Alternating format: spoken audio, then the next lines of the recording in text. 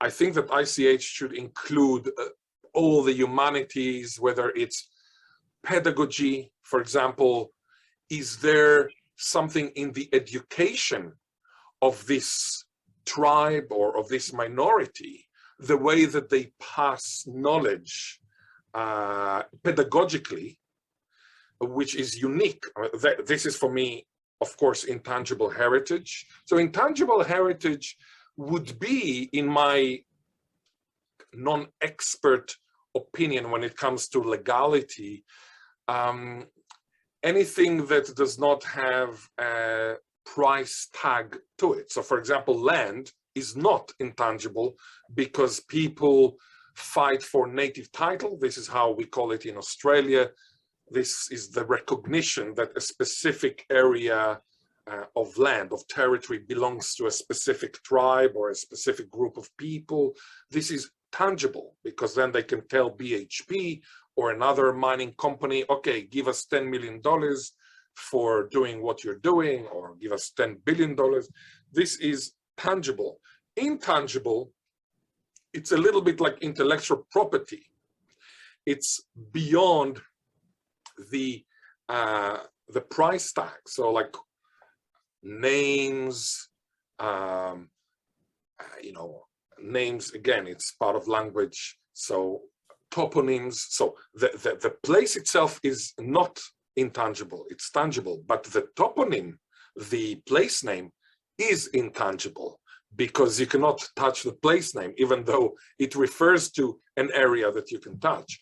So for me, intangible cultural heritage is a very broad umbrella term that includes everything that does not have a price tag to it in the Western tradition. It is sad, in my view, to see that many communities all over the world get the Western ideology that if it doesn't have a price tag, then it means, or it means nothing, or it has no value. It's worthless. And it's very sad for me to see native title destroying communities and also making communities fight against each other. Whereas what I call native tongue title, which is the empowerment of languages that were subject to linguicide or to language killing, the language revival, native tongue title, not native title, it actually unites people within the community, and also it unites people from one community and people from another community. So I'll give you an example. When I go to Port Augusta, which is 4 hours from Adelaide, I meet a friend of mine called Robert Wilton, who is an Adnya Matna person. So Adnya means rock and Matana means people. So Adnya Matna means rock people. He belongs to the rock people of the Flinders Ranges, which is in South Australia. And he is a native speaker of Adnya Matna, which is a language belonging to a family called Turayura language family. And he helps the Bangala people learn how to pronounce Bangala, because nobody speaks Bangala natively. It's a revival language. Because he speaks a language that is related to Bangala, he helps the Bangala people to pronounce, for example, the retroflexes, so Bangara, Bangara, etc.